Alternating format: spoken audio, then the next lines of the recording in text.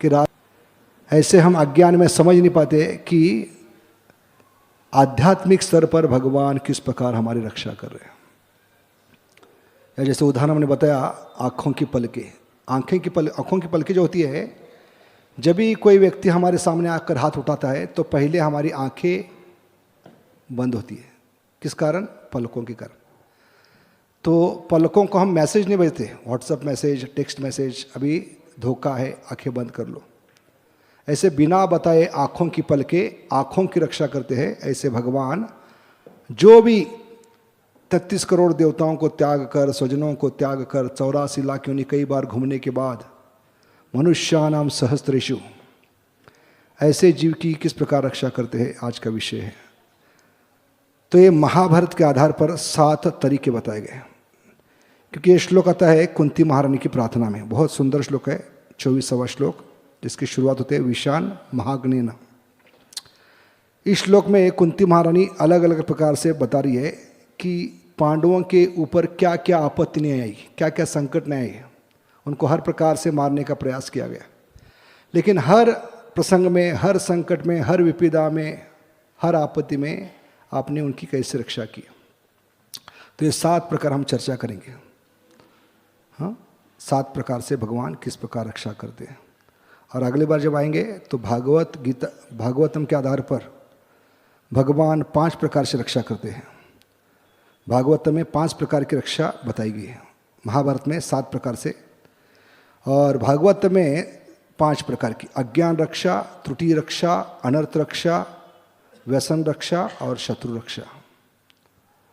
तो आज हम चर्चा करेंगे पहले भाग में 7 अलग अलग तरीके क्या है जिसके माध्यम से भगवान ने पांडवों की रक्षा की है। तो ये श्लोक है कुंती महारानी का 24वां श्लोक, जो भागवतम शुरुआत में 7 अध्याय 7, 8 और 9, जिसमें कुंती महारानी की प्रार्थनाएं, उत्तरा की प्रार्थनाएं और भीष्म की प्रार्थनाएं, यहाँ से भागवत शुरू होती है, परीक्षित महाराज का आविर्भाव। तो उसमें 24वां जो श्लोक है विषया महाग्नेन, इस श्लोक में हम देखेंगे ये शब्द आता है प्रोटेक्शन, प्रोटेक्ट, इस शब्द से हम चर्चा शुरू करेंगे। तो प्रोटेक्ट में पहला जो शब्द है पी का मतलब है पर्सनली कृष्णा प्रोटेक्ट्स, व्यक्तिगत रक्षा करते हैं खुद होकर। तो पी का मतलब है पर्सनली कृष्णा प्रोटेक्ट्स, स्वयं या व्यक्तिगत भगवान भक्त की रक्षा करते हैं। तो ये व्यक्तिगत रक्षा भगवान ने की है अर्जुन की भीष्म पितामह से। तो ये प्रसंग हम शुरुआत में देखेंगे वीडियो के माध्यम से, किस प्रकार ये पहला रक्षा भगवान करते हैं।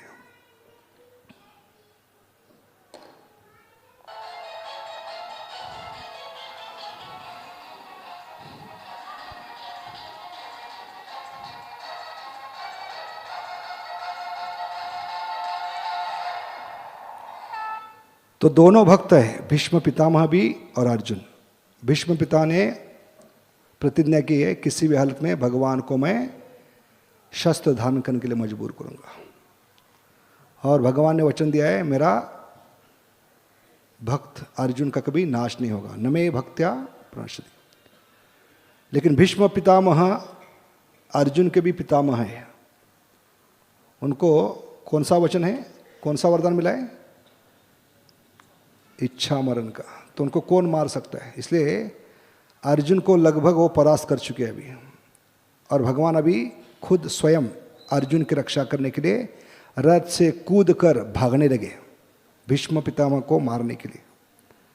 भले भगवान ने वचन लिया था मैं इस युद्ध में शस्त्र अस्त्र धारण करूंगा, तो भगवान अभी रास्ते में भागते भागते उन्होंने एक टूटा हुआ रथ देखा, उसका पहिया उखाड़ कर भगवान वो रथ का पहिया हाथ में धारण करके, इस कारण भगवान का नाम बनता है चक्रपाणि। है क्या चक्रपाणि प्रभु? लास्ट में तो भगवान यहां पर अपने भक्त अर्जुन की रक्षा करने के लिए भीष्म पितामह से भाग रहे हैं।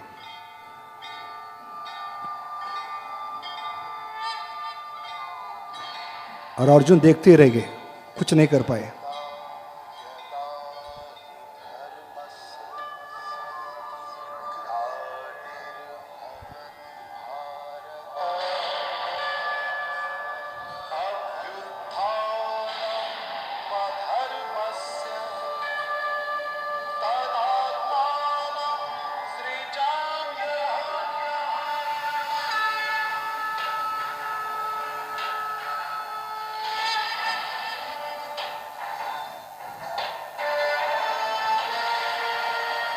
तो भागवत में वर्णन होते हैं भगवान अपने रथ से कैसे कूदे, जैसे सिंह हाथी को मारने के लिए छलांग मारता है, ऐसे भगवान कूद कर उस रथ के पहिए की ओर भागने लगे।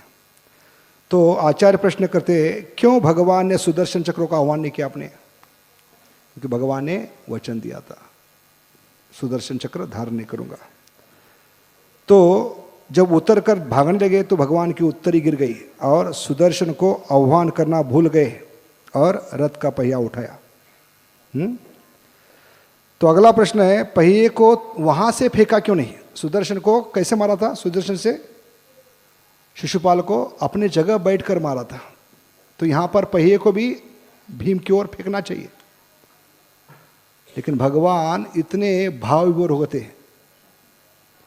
कि वो सोचने लगे अगर दूर से मारूंगा, अगर निशाना गलत चला जाएगा तो क्या होगा, भीष्म फिर से और तीव्रता से युद्ध करेंगे। इसलिए भगवान उनके नज़दीक जाकर उनके ऊपर एक प्रहार करना चाहते थे। जैसे हम आदमी के सामने जाकर क्या करते हैं, निश्चित करते हैं हमारे रेंज में आदमी है, उसके बाद गोली मारते। ऐसे भगवान भीष्म के करीब जाकर, क्योंकि भगवान को डर था कहीं निशाना चूक न जाए, भगवान को चिंता थी अगर ये चक्र मिस हो गया तो हाँ क्या होगा। इसलिए भगवान इतने भाव हो रहे होते रक्षा करने में, वो भूल गए कि उनका कभी निशाना चूकता नहीं, वो अछूत है। तो ये भगवान की भावना है यहाँ पर रक्षा करने की।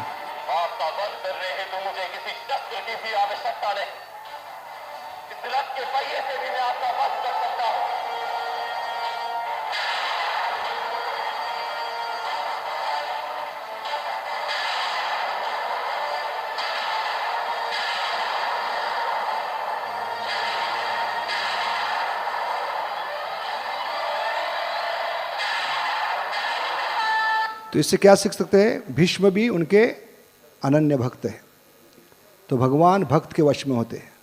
भीष्म का वचन पूरा करने के लिए भगवान ने अपना वचन तोड़ दिया, और यही खासियत है भगवान कृष्ण की। अपने भक्त का वचन पूरा करने के लिए भगवान हमेशा वचन तोड़ते आ रहे हैं। इसलिए हम हमेशा बताते हैं प्रभु रामचंद्र में और कृष्ण में फ़र्क क्या है।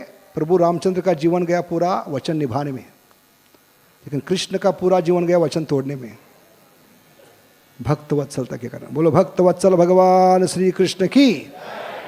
और क्या सीख सकते हैं? भगवान एक पत्थर में दो पंछी मार रहे, भीष्म का भी वचन निभा रहे और अर्जुन की भी रक्षा कर रहे। ये सिर्फ भगवान कर सकते हैं।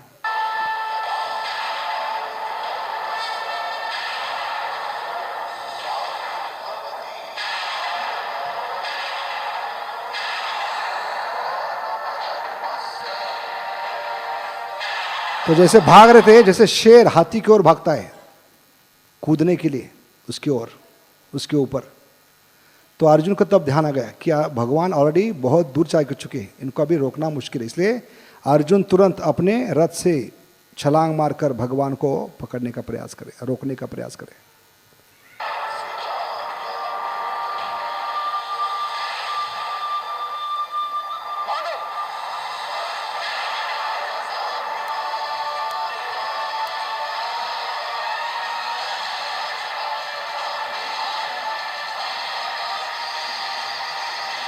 तो भगवान लगभग भीष्म के नज़दीक पहुंच गए थे, उनके रेंज में था अभी फेंकना। उस समय अर्जुन समझ गए अभी किसी भी हालत में भगवान को मुझे रोकना होगा। इसलिए अर्जुन ने लॉन्ग जंप मार दी और भगवान के चरण पकड़े ताकि वो आगे बढ़े नहीं। हरे कृष्णा। कौन है बच्चे? तो बताते हैं भगवान इतने क्रोध में थे, अर्जुन को घसीटते लेके गए भीम की ओर, भीष्म की ओर। फिर भी अर्जुन उनके चरण पकड़ छोड़ने के लिए तैयार नहीं था। तो भगवान ने उनके पैरों से छुटकारा पाने के लिए जोर से जमीन पर लात मारी, अपने चरण जोर पर धरती पे क्या कहते उसको, जोर से मारे ताकि उनका हाथ लूज हो जाए, खुला हो जाए। तो उस प्रयास में धरती में खड्डा गिर गया और उसमें अर्जुन गिरने लगे। तो भगवान इतने भक्तवत्सल है, वो अर्जुन को बचाने के लिए उसको उठाकर उसको ऊपर उठाने का प्रयास किया।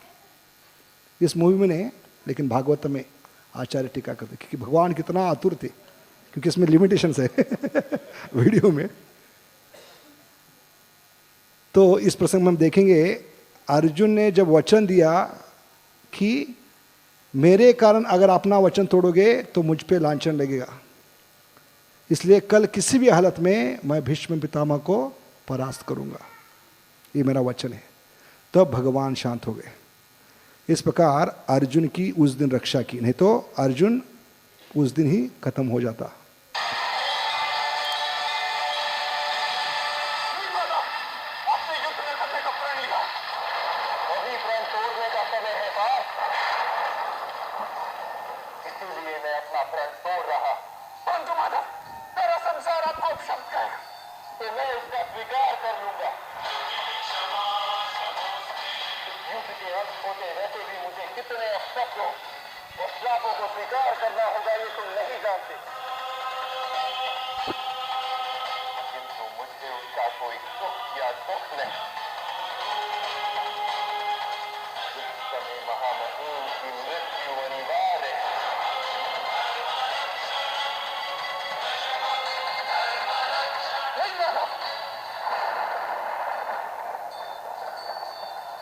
मुझे एक अवसर दीजिए, मैं अपने सारे मोह का त्याग करके किसी भी स्थिति में पितामह को परास्त करूंगा।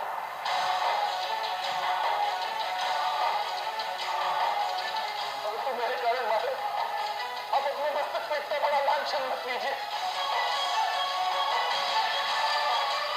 यदि मेरे कारण ऐसा हो तो ईश्वर मेरी देह से मेरे प्राण निकल जाए। माता, मुझे एक अवसर दीजिए, मेरी विनती स्वीकार कीजिए।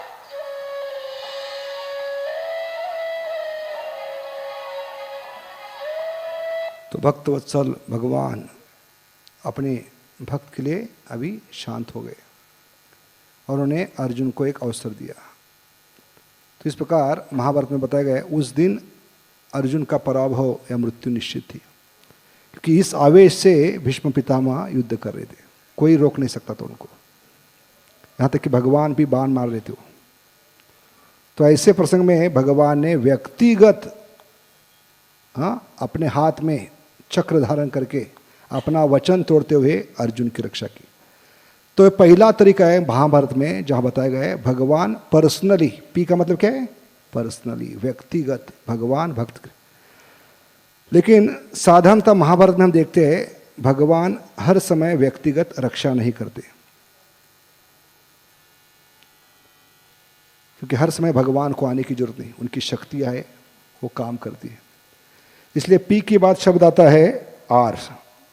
आर का मतलब है रिप्रेजेंटेटिव। भगवान अपने प्रतिनिधि के माध्यम से, अपने शक्तियों के माध्यम से भी भक्तों की रक्षा कर सकते हैं। तो हमें अपेक्षा नहीं करनी चाहिए कि साधकों को कि हमेशा भगवान हमारे व्यक्तिगत जीवन में खुद स्वयं आए। वो अपने प्रतिनिधि के माध्यम से भी आ सकते हैं। जैसे एक बार एक गांव में बाढ़ आ गई और बाढ़ में सारे लोग घर छोड़कर बाढ़ से बचने के लिए भागने लगे। तो एक मूर्ख व्यक्ति अपने घर पे चढ़कर बैठा था। तो गांव के लोगों ने कहा अभी बाढ़ बढ़ रही है, पानी बढ़ रही है, उतर जाओ, हम आपको बचाएंगे। लेकिन उतरने के लिए तैयार नहीं। वो कहने लगा जब भगवान व्यक्तिगत आएंगे तभी मैं जाऊंगा, मुझे बचाने के लिए जब व्यक्तिगत आएंगे भगवान पर्सनली तभी जाऊंगा। तो लोगों ने मुझे सोचा ये पागल व्यक्ति है, इसको बचाने के चक्कर में हम डूब जाएंगे, इसलिए गांव के लोग चले गए। उसके बाद पानी बढ़ने लगा तो बड़ी जहाज आ गई, नाव। तो अपने घर के ऊपर चढ़कर बैठा था। तो नाव के लोगों ने कहा कि पानी अभी घर के ऊपर तक आया है, आप अभी नाव में बैठ जाओ और अपनी जान बचाओ। लेकिन वो आदमी सुनने के लिए कहने लगा जब तक भगवान खुद नहीं आएंगे तब तक मैं नाव में चढ़ूंगा नहीं। तो नाव के लोग भी चले गए, पागल व्यक्ति है, इस बाढ़ में हमारी जान जा सकती है, उसको बचाने के चक्कर। अंत में बाढ़ बढ़ने लगी तो घर के ऊपर खड़ा हो गया वो, छत के ऊपर। तो ऊपर से हेलीकॉप्टर से लोग डोरी फेंक कर उसको बचाने का प्रयास कर रहे थे और कह रहे थे हाथ डोरी पकड़ो और ऊपर आ जाओ। लेकिन आदमी आने के चिल्ला कर कहने लगा जब तक खुद भगवान डोरी फेंकेंगे नहीं मैं आऊँगा नहीं।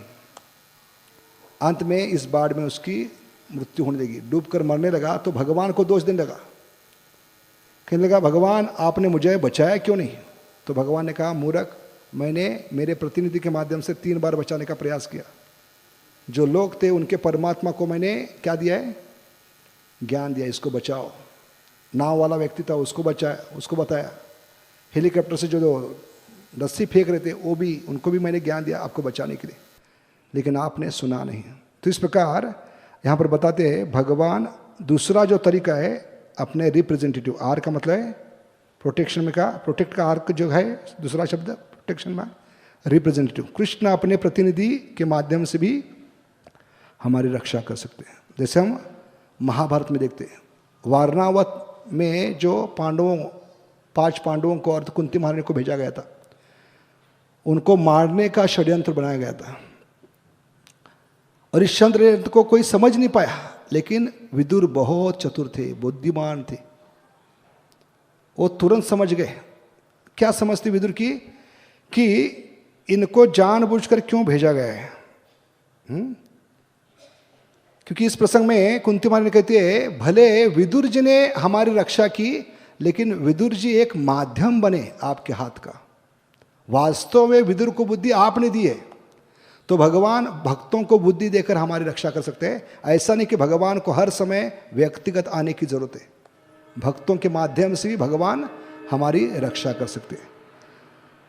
तो भक्तों की भावना किस तरह होनी चाहिए, यहाँ पर बताया गया है कि भक्तों की भावना क्या होनी चाहिए? किसी तरह से भी भगवान हमारी रक्षा करे, अंततः भगवान ही हमारी रक्षा करे, क्योंकि भगवान भक्तों को बुद्धि देकर उनके माध्यम से हमारी रक्षा करे। तो विदुर बहुत ही चतुर थे, बुद्धिमान थे। वो सोचने लगे धृतराष्ट्र का प्रेम इतना उमड़ कर क्यों आ रहा है, वो जबरदस्ती इनको क्यों भेज रहा वारणावर्त में।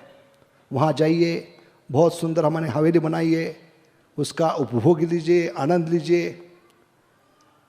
तो विदुर सोचने लगे ये पूरा जीवन अपने बच्चों के आनंद की चिंता करता था, अभी पांडवों के बच्चों की आनंद की चिंता इसके क्यों पड़ रही है,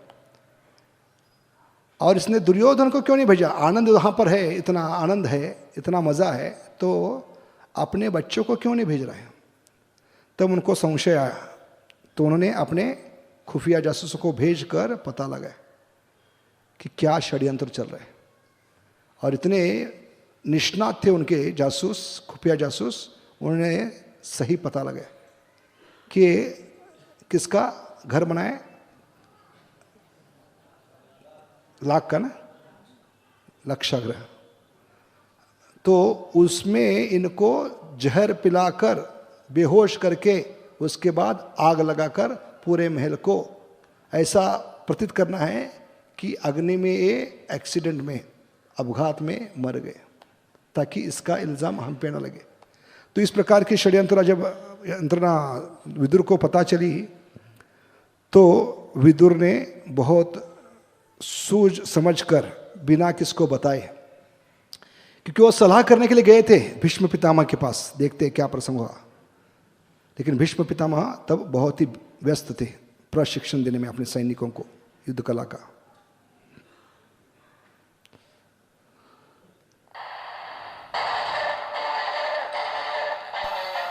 महामहिम से जाकर कहो कि महामंत्री महत्व की मंत्रणा करने हेतु समय मांग रहा है। क्षमा महामंत्री। महामहिम भीष्म क्रीड़ांगन में नए सेनाध्यक्षों की परीक्षा ले रहे हैं।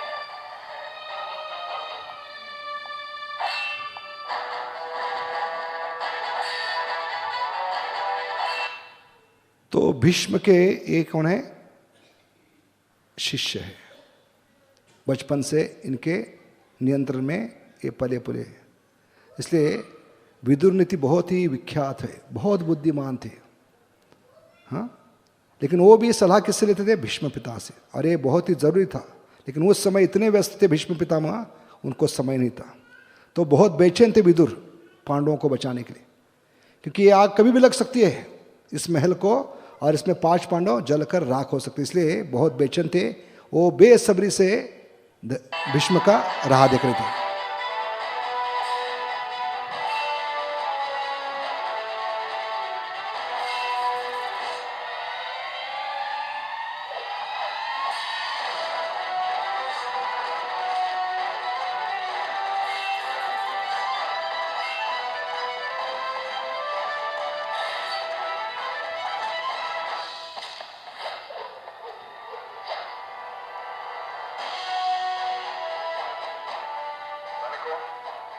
तो इस प्रशिक्षण के दौरान एक बहुत सुंदर चीज बताते भीष्म।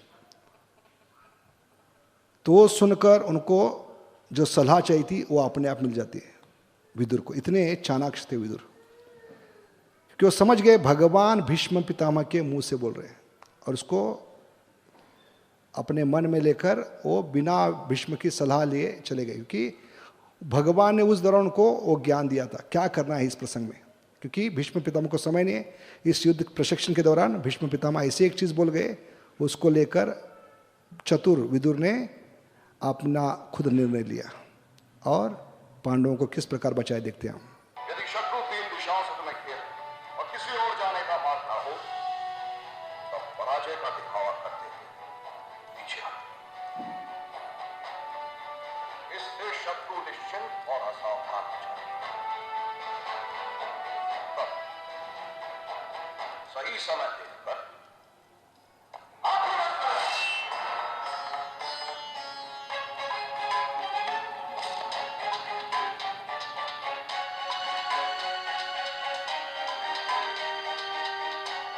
युद्ध में महत्व बल का नहीं, समय का। तो समझ गए ये पांडवों को बचाना भी एक बड़ा युद्ध है, और इसमें बल की नहीं किसकी आवश्यकता है, सही समय पर सही निर्णय लेने का हमें, तो हम पांडवों को बचा पाएंगे। तो उन्होंने सही निर्णय लिया।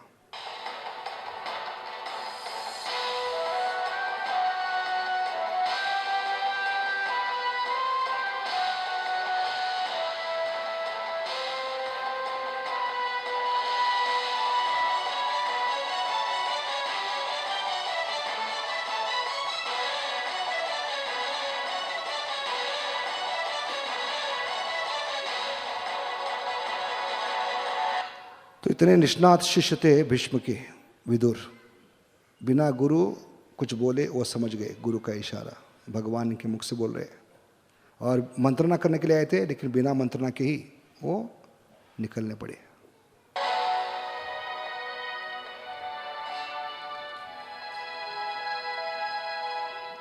इस मुस्कुराहट का क्या कारण है? आश्चर्य का गणित आयुष्मान भव। कहते हैं कि गंधर्व जीवन भर गाता रहे, परंतु फिर भी वो एक रागिनी 2 बार ही गाता, प्रत्येक क्षण कुछ नया सुनाता है। आप भी प्रतिदिन कुछ नया सिखाते हैं दास। ये गाँव तो मैंने तुम्हें बचपन में ही सिखाया था, सिखाया था, परंतु तब मैं ये नहीं समझ पाया कि युद्ध में महत्व बल का समय का होता है। योग्य समय की प्रतीक्षा करना पराजय नहीं, मात्र योजना होती। आज्ञा दी पिता, आयुष्मान भव। तो क्या योजना थी, ध्यानपूर्वक सुनिए क्या करते हैं विदुर जी। तो भीष्म पिता को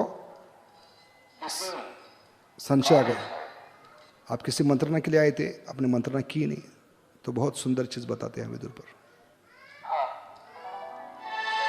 और वो कार्य पूर्ण हो गया था। व्यक्ति जो जानना चाहे वो जान ले तो उसको सुख मिलता है, और व्यक्ति जो जानने योग्य हो वो जान ले तो उससे संतोष प्राप्त होता है। धन्यवाद का और इस विदुर के शिष्य थे, परंपरा में कौन थे, युधिष्ठिर महाराज। इसलिए उन्होंने अपने शिष्य को युधिष्ठिर को इस प्रकार संदेश भेजा। एक चावल की गोनी, उसमें एक मूषिक डालकर विदुर के पास भेंट के रूप में भेज दिया।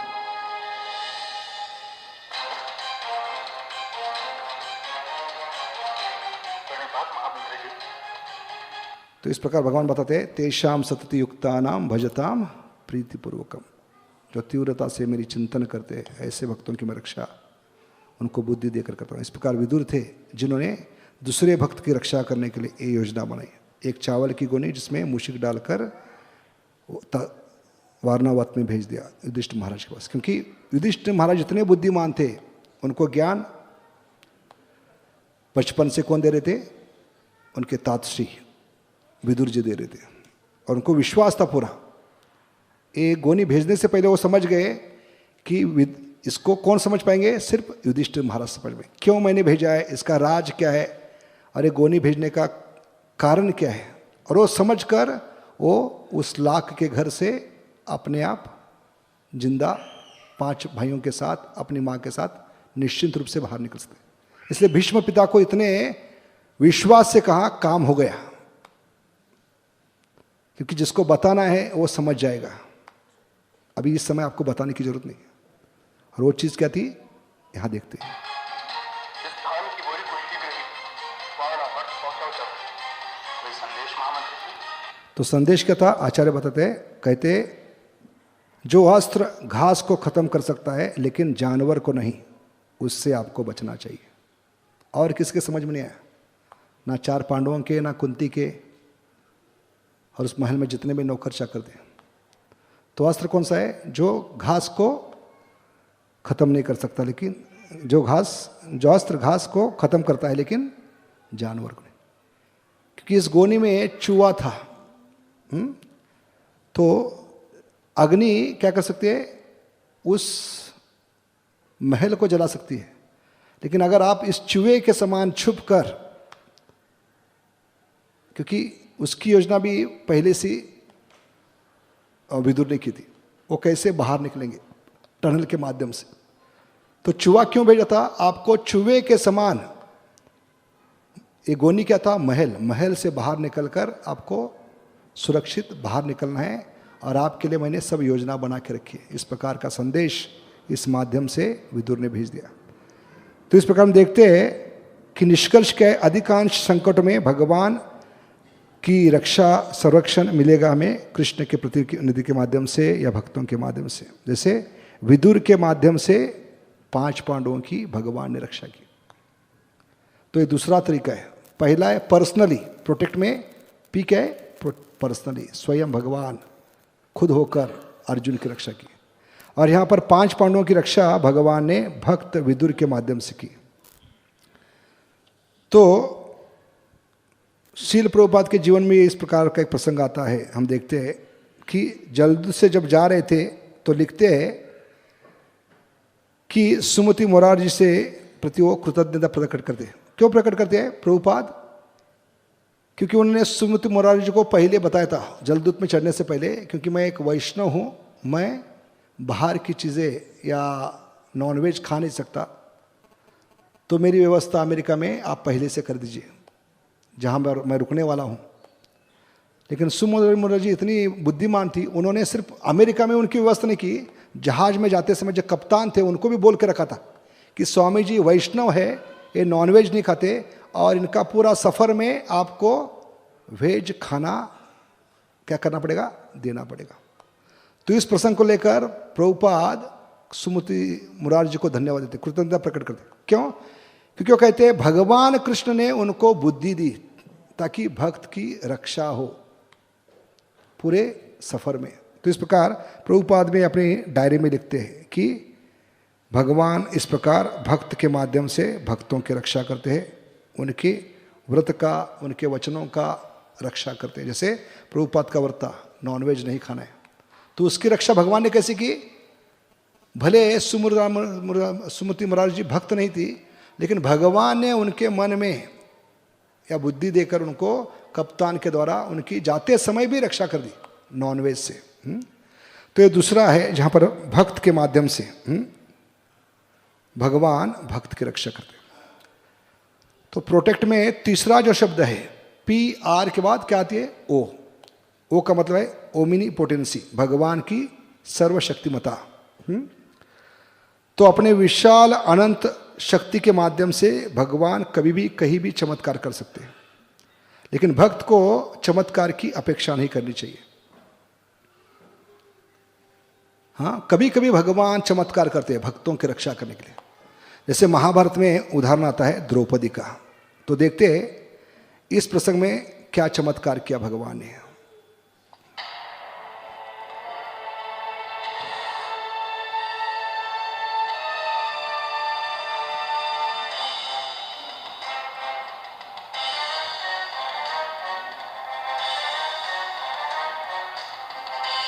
तो आचार्य बताते हैं भगवान का चमत्कार क्या है? वस्त्रहरण में द्रौपदी के असीमित, भगवान ने असीमित शक्ति से द्रौपदी को असीमित साड़ी प्रदान की। ये चमत्कार था। और इस चमत्कार को देखकर सब लोग नमस्कार करने लगे। हम देखते हैं किस प्रकार।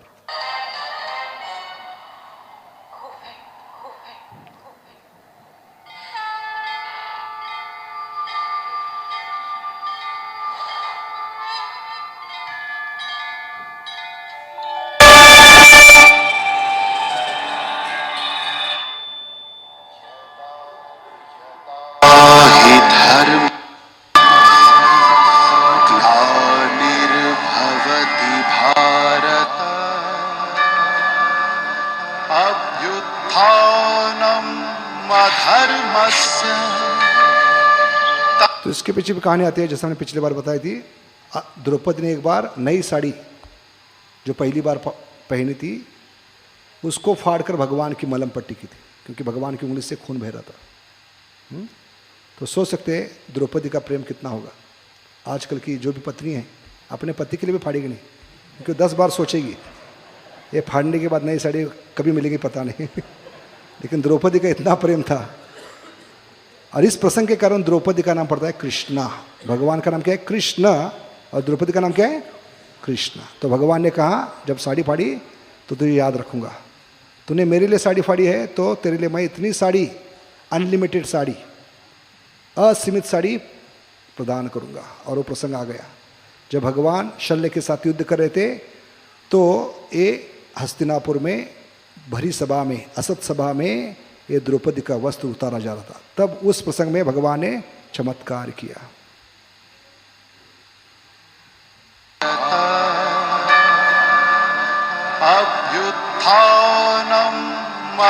तो देखिए भगवान की भावना, देखिए भगवान की आंखों पे, चेहरे पे देखिए भगवान कितने ऋणी होती है।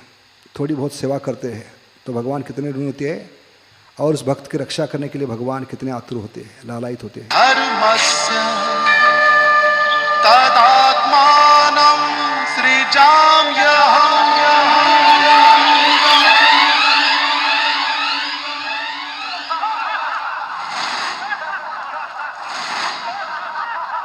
तो बताते हैं दुशासन को 10,000 हाथी का बल था, लेकिन 10,000 गज कपड़ा उतार नहीं पाया। इतने भगवान ने अनलिमिटेड साड़ी, असीमित साड़ी द्रौपदी को प्रदान की।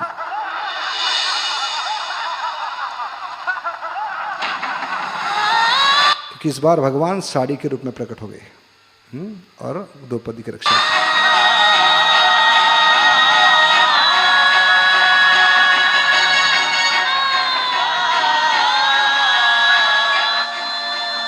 तो किसी को पता नहीं चल रहा था कि साड़ी कहाँ से आ रही है और इतनी साड़ी कहाँ से आ रही है। तो पांचों पांडव निर्बल हो गए थे, हतबल हो गए थे, क्योंकि एकमात्र पत्नी की रक्षा नहीं कर, 5 में 1 थी लेकिन 5 मिलकर रक्षा नहीं कर पा रहे थे। और बड़े बड़े महारथी भीष्म, द्रोण, कर्ण तमाशा देख रहे थे। कोई इस अबला को मदद नहीं कर रहा था।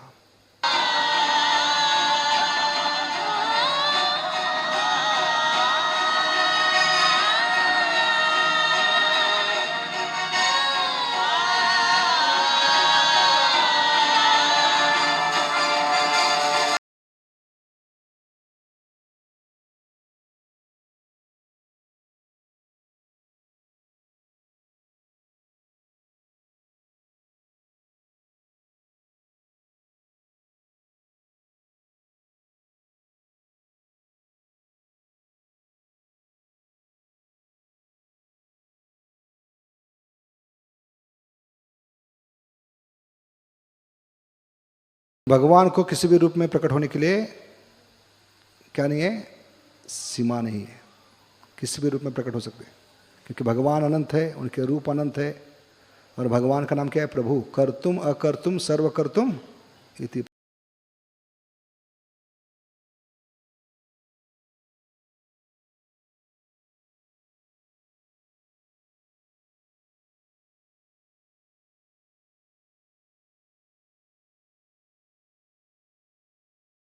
आसपास तो साड़ी का मिल नहीं है, लेकिन साड़ी कहाँ से आ रही है?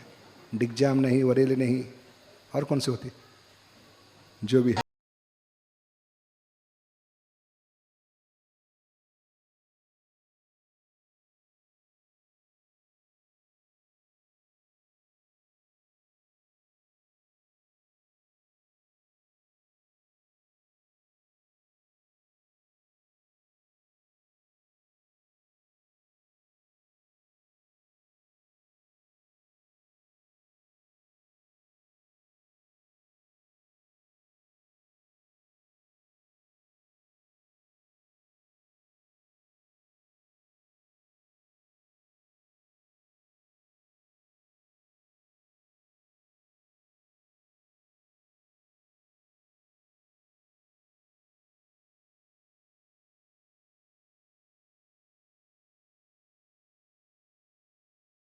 मुझे अभी व्यक्तिगत इस महाभारत के युद्ध में उतरना होगा, क्योंकि ये क्या थी, ये सीमा थी, सीमा को छलांग दिया उन्होंने, भक्त के कपड़े उतारने का प्रयास किया, वो भी एक अबला स्त्री का।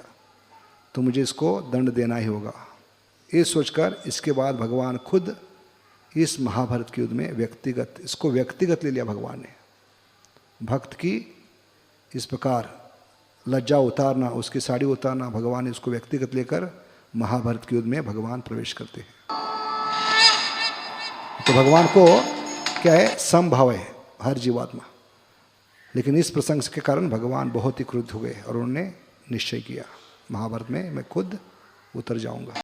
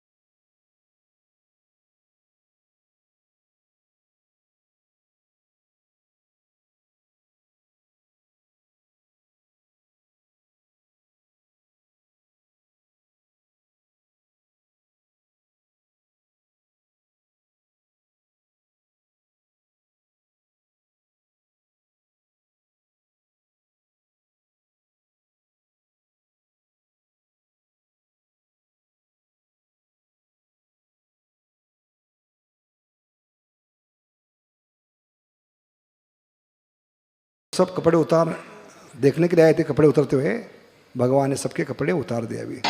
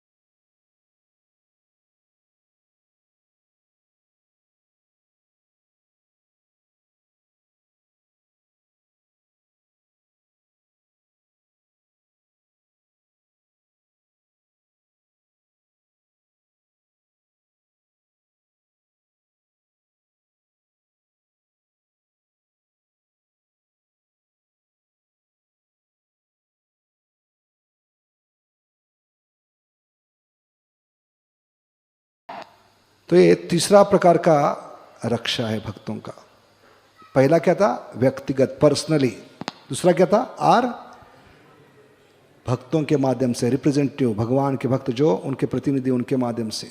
तीसरा क्या है, ओ का मतलब है ओमिपोटेंसी, ओमनीपोटेंसी, अपनी सर्वशक्तिमता के द्वारा भगवान किसी भी रूप में भक्तों की रक्षा करने के लिए कहीं भी किसी भी समय प्रकट हो सकते हैं। तो शील प्रभुपाद के जीवन में फिर से एक प्रसंग आता है इस तीसरे रक्षा को लेकर। तो शील प्रभुपाद की बहुत तीव्र इच्छा थी, लंदन में जब वास कर रहे थे तो वहाँ के बहुत बड़े एक संगीतकार थे, म्यूजिशियन जॉर्ज हैरिसन, और उनके वो बड़े क्या कहते हैं महल में रह रहे थे। और श्याम सुंदर जॉर्ज हैरिसन को बहुत अच्छी तरह जानते, उनके मित्र थे, उनको भी म्यूजिक का बहुत शौक था। तो उन्होंने जॉर्ज हैरिसन को प्रचार किया था। तो पहले से ही वृंदावन मंदिर के लिए उन्होंने मार्बल के लिए पैसे ले लिए थे, डोनेशन। अभी फिर से डोनेशन मांगने की कोई गुंजाइश नहीं थी, लेकिन प्रभुपाद ने एक बॉम्ब फोड़ दिया श्याम सुंदर प्रभु के रूप सिर पे। कहने लगे आज तुरंत जाकर जॉर्ज हैरिसन से 80,000 डॉलर मांग लो, क्योंकि मुझे कृष्णा बुक प्रिंट करना है इसी महीने में। तो इनको धक्का लगा एकदम श्याम सुंदर को। ये हफ्ते में ही मैंने मार्बल के लिए पैसा मांगा है, और जॉर्ज हरिस को अच्छा नहीं लगता बार बार पैसा मांगना। उसने हमारे साथ इसलिए मैत्री की है कि हम इस्कॉन वाले पैसे के पीछे भागते नहीं। तो प्रभुपाद कहने लगे, आपको शर्म लगती हो तो मेरा नाम बताओ, लेकिन पैसा मुझे चाहिए किस भी हालत में, हम दोनों मिलकर जाएंगे। और प्रभुपाद उसको लेकर गए उसके कमरे में। तो उस समय वो पार्टी में थे, और जाकर उन्होंने श्याम सुंदर के साथ बैठ गए कुर्सी पर, और श्याम सुंदर को इशारा किया, बताओ। तो श्याम सुंदर कांपने लगे, अभी क्या बताऊं। पैसे पर जब मार्बल के लिए मांगे तभी उन्होंने कहा था, आप लोग अभी ऐसे हो कि पैसे के लिए हमसे दोस्ती की है, तो अभी मांगोगे तो क्या कहेंगे। फिर भी प्रभुपाद की प्रसन्नता के लिए उन्होंने कहा कि हमें 80,000 डॉलर चाहिए कृष्णा बुक। 80,000 सुनते ही वो गर्म हो गए, एकदम लाल पीला चढ़ा पड़ गया उनका, कि लोगों को शर्म नहीं, इतना पैसा मांग रहे, ये महीने में इतना दिया हूँ न्यूनदान के लिए पैसा। तो कुछ कहने से पहले ही अचानक बिजली कड़क गई। 5-10 मिनट पर बिजली कड़क रही थी, इतनी जोर से बिजली कड़क रही थी, पूरा महल का जो लाइट था वो ऑफ हो गया, बिजली चली गई। और निरंतर 5-10 बार बिजली कड़क गई। और उसके बाद जब लाइट आई तो जॉर्ज हरिस का चेहरा खुल गया था। वो कहने लगे, इतनी सी छोटी अमाउंट, कोई बात नहीं, ले लो। तो पूछा, एकदम परिवर्तन कैसे, क्योंकि इतने 8-10 बार बिजली गिरने के बाद भगवान कृष्ण को मैं कैसे ना कह सकता हूं। तो भगवान ने वो शक्ति का प्रदर्शन किया, जिस कारण जॉर्ज हरिस को ये साक्षात्कार होगा कि वो वास्तविक स्वामी जी नहीं मांग रहे, भगवान कृष्ण इनके मुख से मांग रहे हैं, और इनके बुक के लिए, कृष्णा बुक के लिए मुझे कुछ कंट्रीब्यूशन करना होगा। तो सिर्फ डोनेशन नहीं दिया, उन्होंने प्रस्तावना भी लिखी है इस कृष्णा बुक की। क्या कहते हैं उसको इंग्लिश में? हाँ, प्रीफेस लिखा है उसका, बहुत खुशी से लिखा है। तो ये प्रसंग भी इस प्रकार का है कि जो व्यक्ति भगवान के लिए कुछ करने के लिए तैयार रहता, तो भगवान ने अपने शक्ति का प्रदर्शन करके उसको याद दिलाया, ये वास्तव में मेरे सेवा के लिए। तो निरंतर बिजली कड़क रही तो समझ गया, अगर ना कहूँगा तो अगली बिजली मुझ पे कड़कने वाली है। तो इससे अच्छा है 80,000 डोनेशन देना अच्छा है। तो इस प्रकार ये प्रसंग आती है कि कृष्ण के किताब के लिए उन्होंने चंदा तो दिया, उसके साथ फॉरवर्ड भी लिख दिया। तो ये सबसे बड़ा चमत्कार था भक्तों के लिए। लेकिन कृष्ण के भक्त सेवक के नाते ऐसे चमत्कारों की मांग नहीं करते। तो हमें भगवान को ऐसे बार बार चमत्कार करने के लिए क्या नहीं करना है, डिमांड नहीं करना है, मांग नहीं करनी है।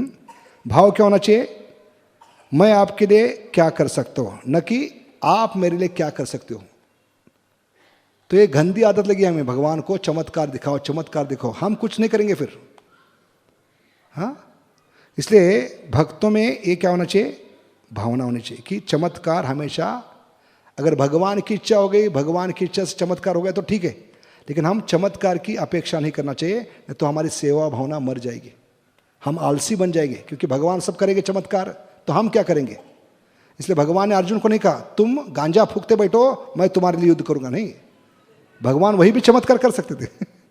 लेकिन भगवान बताना चाहते कि भक्त को कितना क्या होना चाहिए, सक्रिय होना चाहिए। Do your best and leave the rest on Krishna. जैसे 8 बजे प्रोग्राम है तो 7:55 तक हमें प्रयास करना चाहिए। God help those who help themselves. तो 7:55 तक हमें प्रयास करना है, आखिरी 5 मिनट भगवान पे। तो हमारा उल्टा होता है, राम भरोसे नहीं होना चाहिए पूरा, जो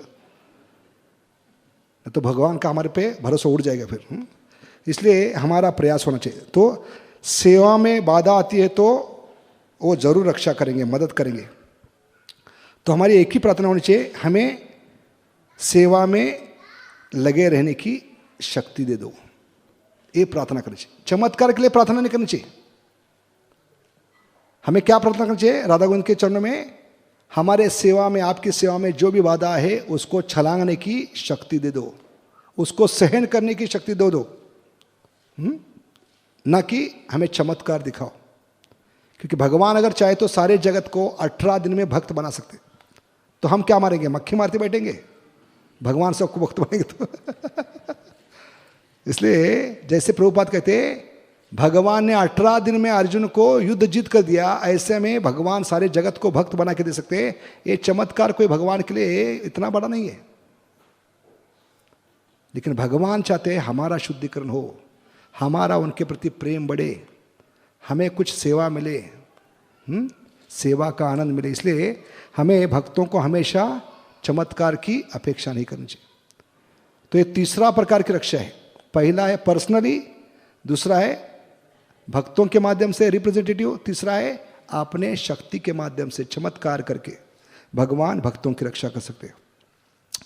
चौथा है, तो प्रभुपाद कहते हैं वही भाव हरे कृष्ण महामंत्र में है, क्योंकि हरे कृष्ण महामंत्र क्या है, हे भगवान की शक्ति हमें आपकी सेवा में लगाई।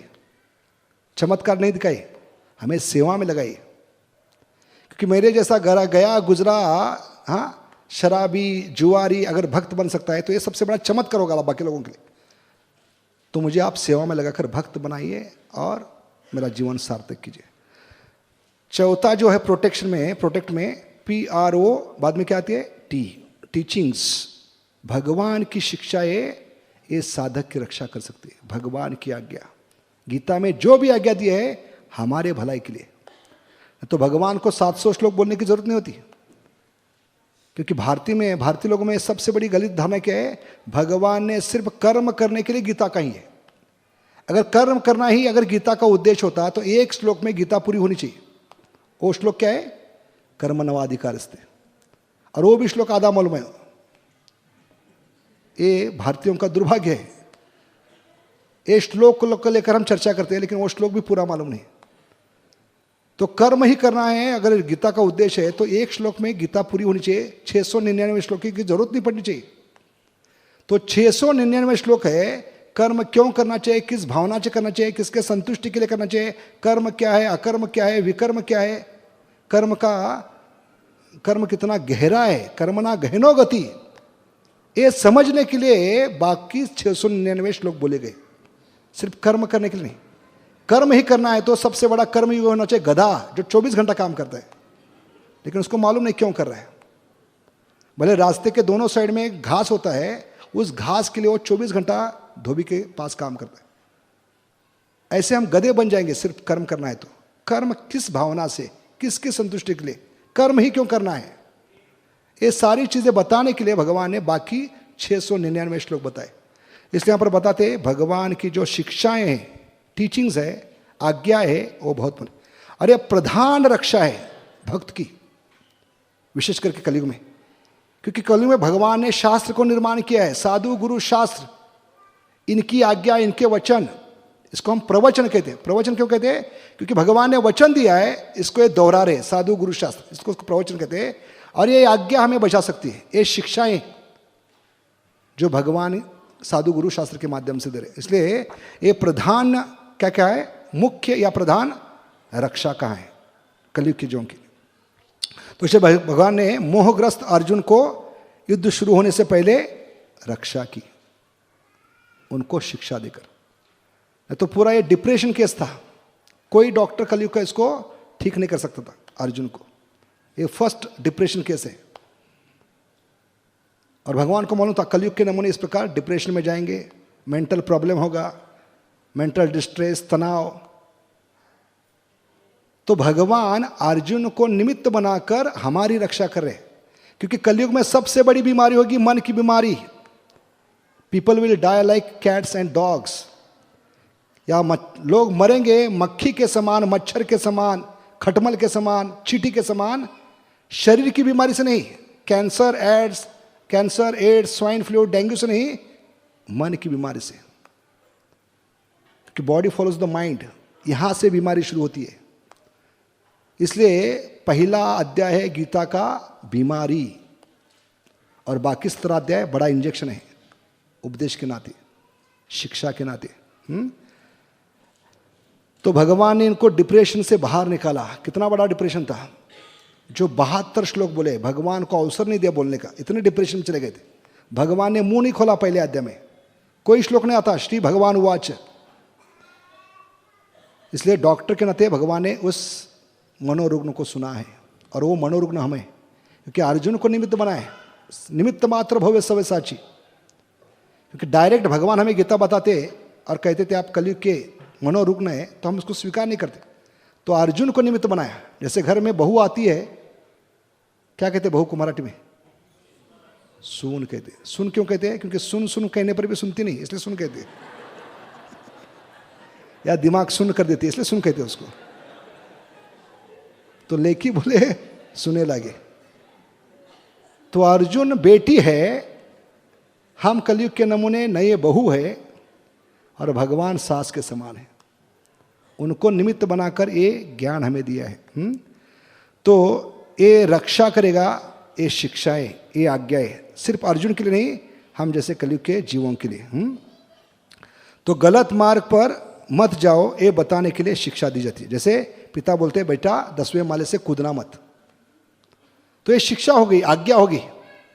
लेकिन बच्चा अगर पिता के आज्ञा के खिलाफ जाकर कूदता है, तो बच्चा नहीं कह सकता कि पिता ने मेरी रक्षा नहीं की। पिता ने पहले ही बोल दिया था यहाँ से कूदने से हड्डी पसलीक हो जाएगी, हड़ पसर हो जाएगी, हड़ पसरून जातील तुझी। तो इस प्रकार भगवान ने बताया है क्या नहीं करना है, क्या करना है, और उस आज्ञा का पालन नहीं करेंगे तो हमें भगवान पे दोष नहीं देना चाहिए। ये भगवान की रक्षा है। शास्त्र, साधु, गुरु, इसके माध्यम से जो भगवान वचन बोल रहे, शिक्षाएं दे रहे, आज्ञा दे रहे, वो वास्तव में कलयुग के जीवों को नरक से जाने के लिए बचाने का एक सबसे बड़ा क्या है? रक्षा है। इसलिए हम देखते हैं कि हमें भगवान पे दोष नहीं देना चाहिए। कि बच्चा अगर कूद जाएगा 10वें माले से, तो पिता को दोष नहीं देता, पिताजी आपने मेरे को रक्षा नहीं की, क्यों नहीं की? तो पिताजी क्या कहेंगे? ये तुम्हारी मूर्खता है, पहले ही मैंने बताया था यहाँ से छलांग मत मारो। तो वैसे भगवान हमें बता रहे, क्योंकि हमारे भलाई के लिए जितनी भी आज्ञा है वो हमारे भलाई के लिए। तो भगवान 700 श्लोक बोलने की जरूरत नहीं, इतना समय नहीं था। 45 मिनट में 700 श्लोक बोले, क्या स्पीड होगा, और उसको सुनने वाला कितना बुद्धिमान होगा। हमें पूरी जिंदगी चलती जाती है, लेकिन हम पहले श्लोक पे अटक जाते हैं। जब भी पढ़ते हैं पहला श्लोक नया लगता है, क्यों? कि उसका अर्थ समझ ही नहीं आता। धर्म क्षेत्र कुरुक्षेत्र, अंदर युद्ध शुरू हो जाता है। कई भक्तों का अनुभव है, पहले श्लोक के आगे वो 10-10 साल आगे बढ़ते नहीं, क्योंकि युद्ध कभी आगे बढ़ता ही नहीं हमारा। तो इस के लिए बहुत सुंदर कथा आती है। हर एक आज्ञा हमारे कल्याण के लिए कैसे है, हमारे भलाई के लिए कैसे है।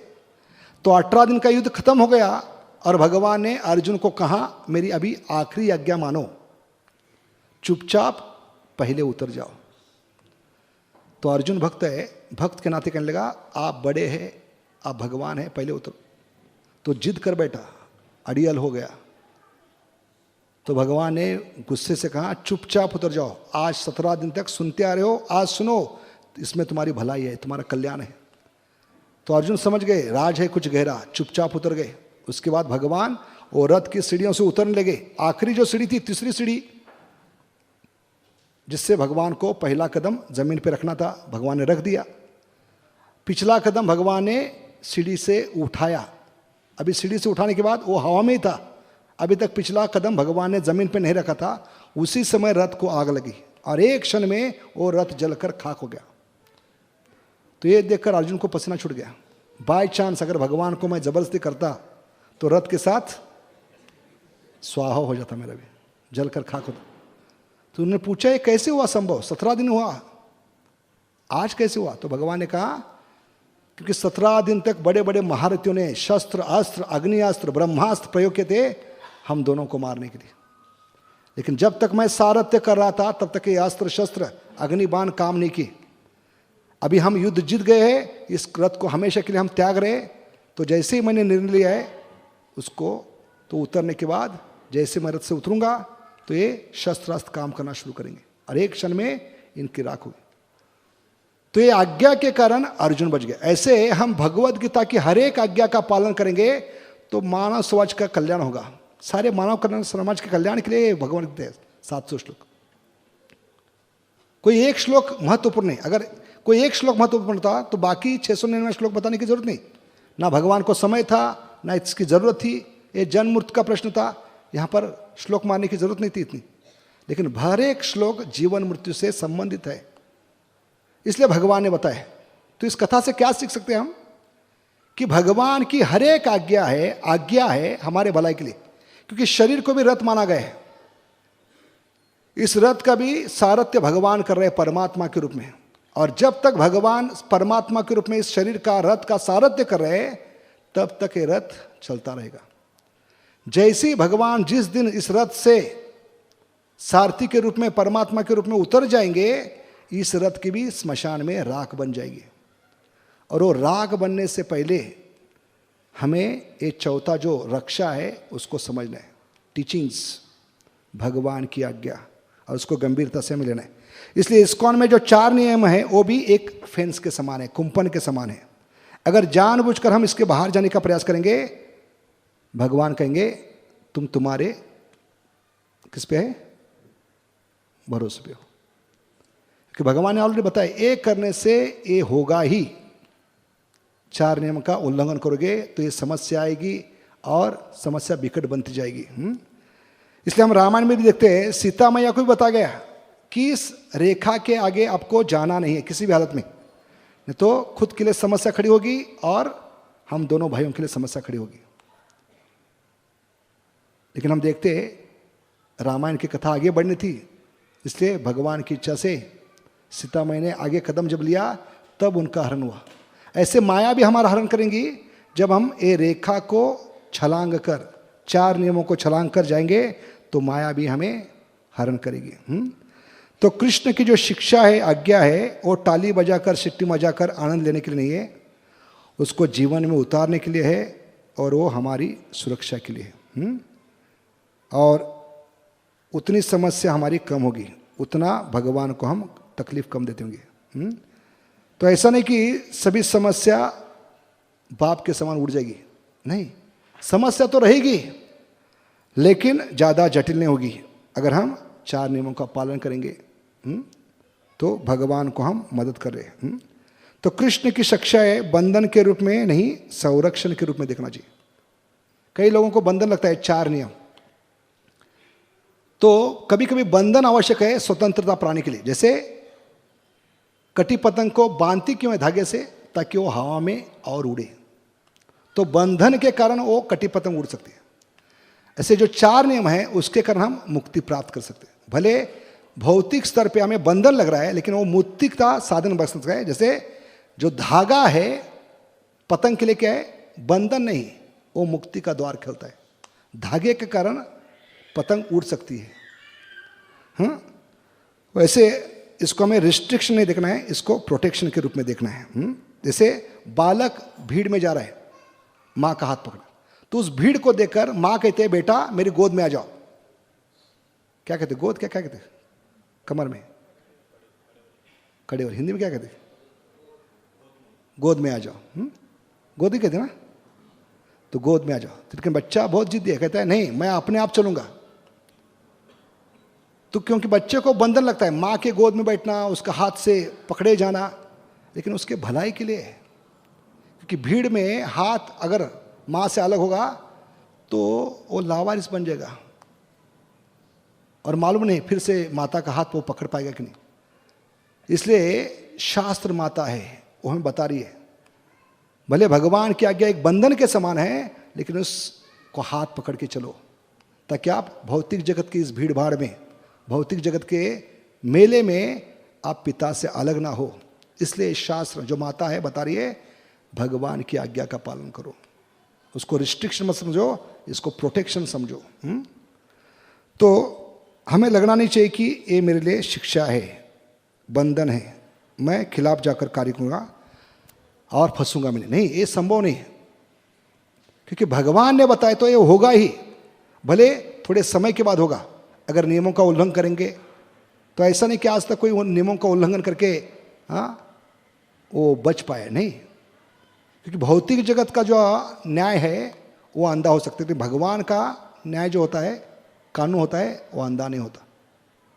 हाँ, भगवान की समय की चक्की पीसती है तो भले धीरे धीरे पीसती है, लेकिन बहुत फाइन पीसती है, उसमें कोई बच नहीं पाएगा। इसलिए ये आज्ञा जो है हमें क्या करना है, पालन करना चाहिए।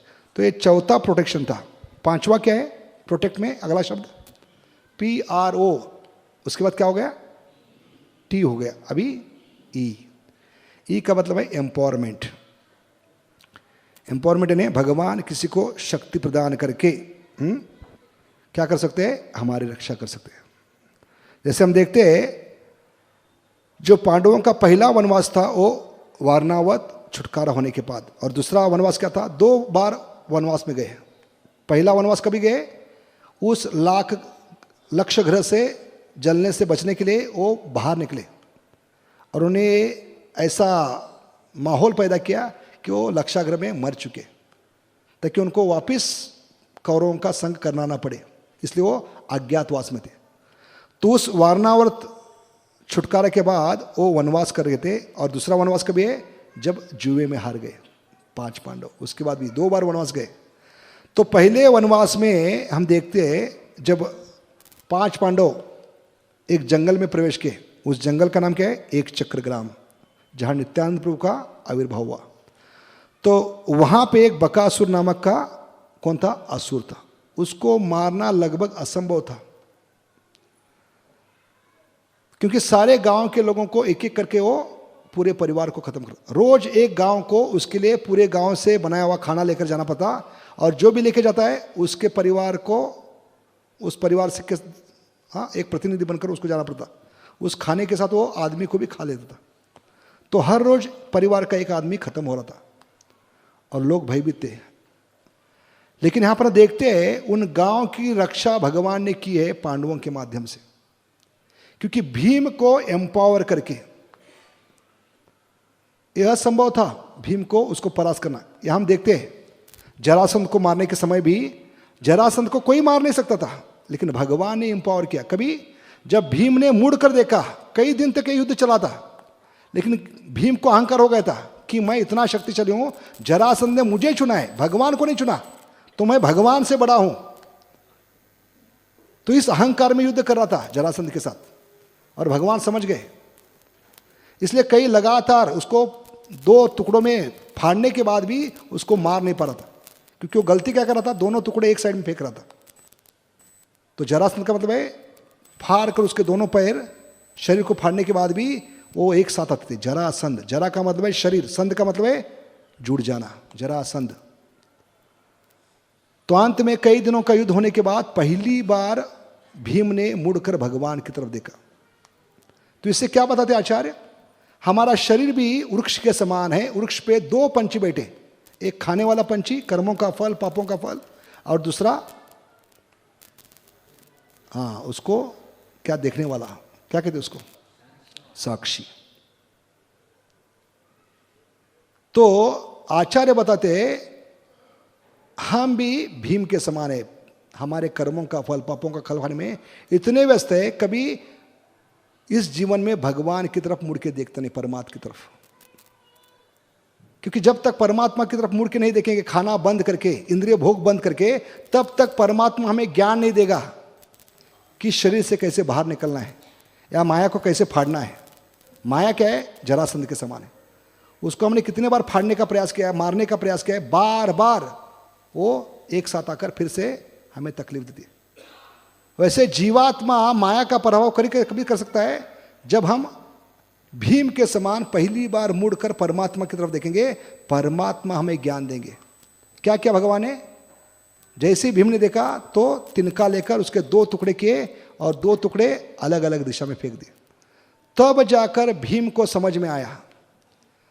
ऐसे भगवान एम्पावर कभी करते हैं जब भगवान की तरफ ध्यान देते हैं, भगवान के नाम पर ध्यान देते हैं, तो भगवान हमें बुद्धि देते हैं। तेषाम सतत युक्ता नाम भजताम प्रीतिपूर्वकम ददामी बुद्धि योगम ते माम उपयंत। कैसे माया को फाड़ना है, कैसे माया को छलांगना है।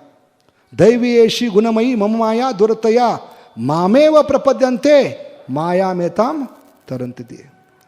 तो ये एम्पावरमेंट कभी मिलेगा जब हम भगवान का भजन कीर्तन करेंगे। हरे कृष्ण कृष्ण कृष्ण हरे हरे, हरे राम राम। तो भक्ति में हमारी क्षमता ताकत कृष्ण से आती है, ये स्वीकार करना चाहिए। जैसे हम देखते हैं अर्जुन वही था, लेकिन भगवान जब अपने धाम को चले गए उसके बाद अर्जुन भगवान की द्वारका की रानियां लेकर जा रहे थे, तो रास्ते में साधारण ग्वाल वालों ने अर्जुन को परास्त किया।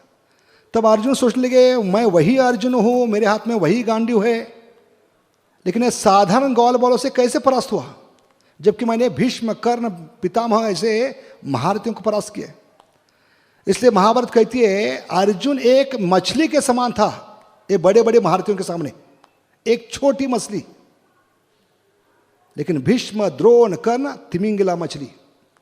कोई जानता है तिमिंगला मछली का साइज क्या होता है? शार्क मछली को निगल सकती है, वो साइज होता है तिमिंगला मछली का। और उसके सामने अर्जुन एक छोटी मछली, आराम से निगल सकते थे, लेकिन भगवान ने उनको एम्पावर किया था। इसलिए छोटी मछली होने के बाद भी सबका पेट फाड़ कर बाहर आ गए, सबका पराभव किए। और वही अर्जुन सोच रहे अभी वही गांडीव धनुष है, वही अर्जुन हूं, अभी हम परास्त क्यों हुआ? क्योंकि भगवान ने मेरी शक्ति निकाल के ली। इसलिए हमें भगवान ने दिए हुए शक्ति का, बुद्धि का, किसी कार्य का अहंकार नहीं होना चाहिए। इसलिए प्रभुपाद कहते हैं हमें एक साक्षात्कार काफी है भगवत धाम जाने के लिए। भगवान महान है, मैं तुच्छ हूं। क्या साक्षात्कार होना चाहिए? भगवान महान है और मैं तुच्छ हूं। क्योंकि भक्ति में आने के बाद हमें अहंकार हो सकता है हमारी शक्ति का, जो भगवान ने प्रदान किए। इसलिए हमें वीआईपी नहीं समझना है। भौतिक जगत में वीआईपी का मतलब है वेरी इंपॉर्टेंट पर्सन, लेकिन भक्ति में आने के बाद, टेम्पल हॉल में आने के बाद वीआईपी का अर्थ बदलता है, वेरी इनसिग्निफिकेंट पर्सन। वो हमेशा याद रखना है हमें। हाँ? तो इस प्रकार जैसे अर्जुन को कृष्ण जाने के बाद साधारण ग्वाल वालों ने परास्त किया, ऐसे भगवान जरूरत होने पर शक्ति प्रदान कर सकते हैं और छीन भी ले सकते हैं। तो should not be proud of borrowed garments. ये सब कुछ उधार लिया हमने भगवान से। ये शक्ति, ये प्रचार की शक्ति, ये गाने की शक्ति, ये श्रृंगार करने की शक्ति, जो भी है ये भगवान की प्रसन्नता के लिए, भगवान की खुशी के लिए। इसका जब अहंकार होगा मैंने किया, तो भगवान एक क्षण में वो निकाल के ले सकते हैं। इसलिए ये एम्पावरमेंट हमें समझना चाहिए कि भगवान हमें शक्ति प्रदान कर रहे हैं। कृष्ण शक्ति बिना तार ना ही परिवर्तन। तो ये छठा है, पांचवा एम्पावरमेंट। POPROTE हो गया। अभी अगला शब्द क्या है? अक्षर C, कॉम्बिनेशन। तो पहले 5 कॉम्बिनेशन भगवान यूज कर सकते हैं, ऐसा नहीं कि एक ही तरीके से। हाँ, पिछले 4 कॉम्बिनेशन एक साथ भी यूज कर सकते हैं, भगवान के लिए कुछ असंभव नहीं। तो भगवान पिछले 4 कॉम्बिनेशन यूज करके किसी भी तरीके से सभी कॉम्बिनेशन के साथ हमें बचा सकते हैं। जैसे भीम को दुर्योधन ने विष पिलाकर नदी में फेंक दिया था। तो उस प्रसंग में देखते हैं अलग अलग कॉम्बिनेशन से भगवान ने भीम की रक्षा की। पहले तो दुर्योधन को बुद्धि दी, ऐसा विष पिलाया जो एकदम क्या था? सांपों के विष से बिल्कुल प्रतिकारक विष था। तो ये बुद्धि कहां से दुर्योधन को यही विष पिलाने की? भगवान ने उसको बुद्धि दी, ये विष पिलाओ, ताकि पानी में जब गिरेगा बाकी नाग सांप उसको काटेंगे, दंश करेंगे, तो दोनों का प्रतिकार होगा और ये विष काम नहीं करेगा और इससे भीम बच जाएंगे। और उसके बाद जो नागराज थे वहाँ के, उन्होंने उनको एक अमृत तुल्य द्रव्य पिलाया, जो पीने से भीम को हजारों हाथियों की शक्ति प्राप्त थी। तो भगवान क्या करते हैं? भविष्य को देकर वर्तमान स्थिति निर्माण करते हैं। वो विष पिलाने की बुद्धि दुर्योधन की दी, ताकि वो पानी में गिरे, पानी में जाने के बाद उनको सांप दंश करेंगे, फिर उनको पकड़ के लेके जाएंगे, फिर उनको ये द्रव्य अमृत तुल्य द्रव्य पिला जाएगा, ताकि कुरुक्षेत्र के युद्ध में उनको शक्ति का प्रयोग करना होगा। इसलिए हम बार बार बता रहे हैं हर बार कि भगवान में और मनुष्य में फर्क है। भगवान भविष्य को देखकर वर्तमान स्थिति भक्त के जीवन में निर्माण करते। जैसे ये भीम को विष पिलाना, ये वर्तमान स्थिति में हमें लगता है कि भगवान गलत कर रहे हैं, लेकिन ये अवश्य था। उस कारण भीम को आगे जाकर हजारों हाथियों की शक्ति प्राप्त होने वाली थी। उसका शरीर ये द्रव्य पीने से वज्र के समान, कितना भी प्रहार करे। हम देखते हैं जब दुर्योधन को अपनी माता की तपस्या के कारण उसका शरीर वज्र हो गया तो कितना पिटाई किए दुर्योधन की, भीम की, कोई टिक नहीं पाता था। लेकिन भगवान जाते थे। आगे जाकर ये प्रसंग आने वाला है, तो वर्तमान भविष्य को देखकर भगवान वर्तमान स्थिति निर्माण की। तो ये भगवान की विशेषता है। भगवान त्रिकालज्ञ है, वो भविष्य को देखकर वर्तमान स्थिति भक्तों के जीवन में निर्माण करते हैं। इसलिए हमें उसको स्वीकार करना होगा, ये भगवान की योजना समझकर। और हम कलयुग के मूर्ख लोग क्या करते हैं, 150 ग्राम खोपड़ी से वर्तमान को देखकर भविष्य बनाने का प्रयास करते हैं और इसमें फंस जाते हैं हम। तो ये मूर्खता है हमारी। ये फर्क है भगवान में और में, क्योंकि हम त्रिकालज्ञ नहीं है। वर्तमान को देखकर हम भविष्य बनाने का प्रयास करते हैं, लेकिन भगवान भविष्य देखकर वर्तमान स्थिति निर्माण करते हैं। तो ये समझना चाहिए इस प्रसंग में, हाँ, कॉम्बिनेशन। तो वरुण देवता ने ऊपर से अमृत तुल्य द्रव्य पिलाकर उनको हजारों हाथियों का बल दिया। उनका शरीर बिल्कुल वज्र के समान होगा, कितना भी प्रहार करे। तो ये शक्ति कहां से आती है? बचपन से आती है। भगवान ने दी हुई शक्ति है, दैवी शक्ति है। जैसे भीम का जन्म होने के बाद उनकी माता कौन थी? कौन है माता? कुंती महारानी। जब वो पहाड़ के नजदीक बैठी थी तो उसको उनको झपकी लगी। झपकी लगने के कारण, नींद आने के कारण उनके हाथ से छोटा जो भीम था पहाड़ी से नीचे गिरा पत्थर पर, और माँ समझ गया ये बच्चा मर गया, रोने लगी। लेकिन जब उनके पिता पांडु भागते भागते नीचे गए और देखा, उन्होंने चमत्कार देखा, वो पत्थर पे गिरने से वो पत्थर टूट गया था, बच्चा वैसे ही सुरक्षित था। इतनी शक्ति थी, उल्टा हो गया। तो ये प्रसंग बतलाता है बचपन से ही भगवान ने उनको इसलिए बनाया था, ये शक्ति प्रदान करके, क्योंकि वो वायु के पुत्र थे, है ना, वायु के पुत्र ना, हाँ। तो इस प्रकार हम देखते हैं भगवान अलग अलग कॉम्बिनेशन से भक्तों की रक्षा करते, अलग अलग परिस्थिति में, अलग अलग संकट के में ये अलग अलग तरीके से रक्षा करते। उसके बाद आता है आखिरी शब्द टी। टी का मतलब क्या है? टाइम। तो हमें समय का इंतजार करना चाहिए, क्योंकि भगवान अपने तरीके से रक्षा करते हैं, हमारे हिसाब से नहीं। हम हमारा टाइम शेड्यूल नहीं लगाना चाहिए, हम अपना टाइम फ्रेम लगाना चाहिए। इतने समय में भगवान हमें भक्त बनाना चाहिए, शुद्ध भक्त बनाना चाहिए। अगर ध्रुव हमारा 6 महीने में बने तो हमें 10 महीने में बनाओ, 4 महीने एक्स्ट्रा ले लो, ऐसा नहीं होता। भगवान का कैलकुलेशन अलग है और हमारा क्वेश्चन। ऐसे अमेरिका में हर एक विद्यार्थी को उसके बुद्धि के अनुसार उसको क्या करते हैं, एजुकेशन देते। एक ये नहीं होता रेडीमेड, पर्सनलाइज होता है। ऐसे भगवान का हर एक भक्त के साथ पर्सनलाइज क्या होता है, रक्षा का योजना होता है। और भगवान उस समय के साथ, हम भगवान को टाइम फ्रेम में बांध नहीं सकते, हाँ। इसलिए यहां पर बताते हैं समय का हमें इंतजार करना होगा, सब्र होना चाहिए, हमें क्या होना चाहिए, सहनशीलता होनी चाहिए, क्योंकि भगवान समय आने पर जरूर भक्तों की रक्षा करते हैं। जैसे कलयुग का एक नमूना भगवान के पास जाकर मस्का लगाने लगा कि भगवान आप कितने महान हो, कितने महान हो, हर कुछ देते हो आप। तो मुझे एक प्रश्न है, आपका जो एक क्षण है वो कितना है हमारे हिसाब से? तो भगवान ने कहा 1 साल। तो बहुत बढ़िया, बहुत खूब, बहुत महान है आप। तो अगला प्रश्न था, आपका 1 आना हमारे हिसाब से कितना है? 1 करोड़। तो अपना बुद्धि लगा करके ला, मुझे 1 आना चाहिए। तो भगवान ने कहा 1 मिनट रुको।